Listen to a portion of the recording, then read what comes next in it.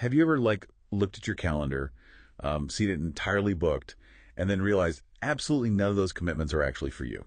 Oh, yeah. Ah, That is a painfully common realization. right.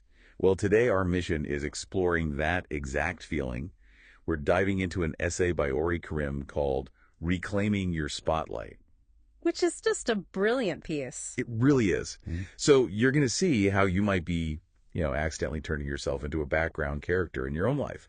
And we'll map out Karim's guide to getting back to center stage. Because it happens to so many of us without even realizing it. Exactly. Okay, let's unpack this. Because the first big revelation Karim hits you with is that losing your spotlight doesn't actually feel like a loss at first. No, not at all. It actually feels deeply responsible. It really does. It masquerades as just being a good person. Like you delay a personal project to help a friend move. Right, or you constantly swallow your own preferences just to keep the peace at family dinners. Exactly. And in the moment, it never feels dramatic. It just feels like, well, doing what needs to be done. Yeah, if you think about it like a theater production, it's like you've willingly become the stage manager of your own life. Oh, that is a great analogy. Right, you're running around in the dark, wearing all black, whispering cues, making absolutely sure everyone else hits their marks. Yeah, and you get so wrapped up in making sure the show goes on for your family or your coworkers That you completely forget you were actually supposed to be the star. And what's fascinating here is Karim's distinction between two very specific things.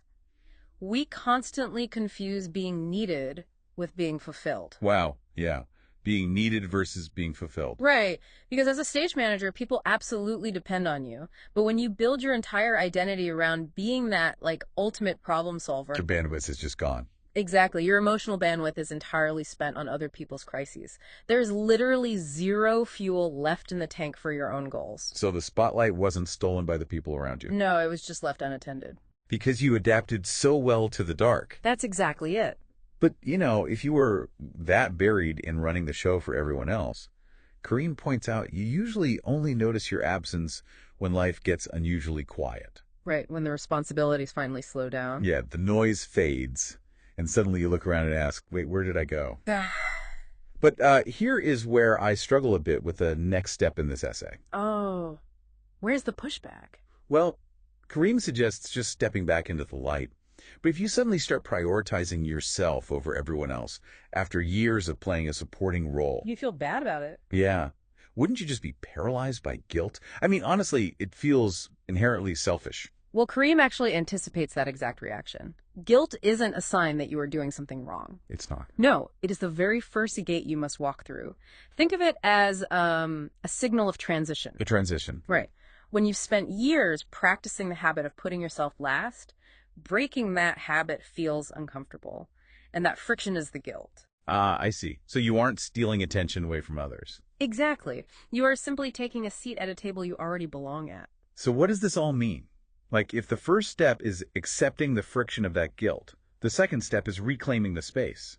Yes, but Karim makes a point that taking back your spotlight doesn't require a megaphone. Right, it isn't some dramatic resignation letter from your duties. No, it's about intentional, quiet decisions. It's the simple act of taking a beat before answering a favor. Like, instead of an immediate yes to cover someone's shift, it's quietly saying, let me check my schedule. Exactly. You give yourself the agency to pause. And that pause is the mechanism for change. Because nobody is going to tap you on the shoulder and give you permission to be central in your own life again. Nobody. Not your boss, not your partner, not your history. It is entirely an internal agreement to stop delaying your life for later. You're choosing to be present rather than disappearing into the background. You're deciding your life is allowed to include you again. Yeah. And Karim closes the essay with a really simple truth. You were never meant to be a supporting character in your own life. You were always meant to be fully seen. But stepping back into that light shifts the balance of the stage. Right. It changes your relationship dynamics. So leave today with this question to mull over. If you stepped out of the background support role right now, today, which of your relationships would grow stronger and which ones would suddenly lose their foundation?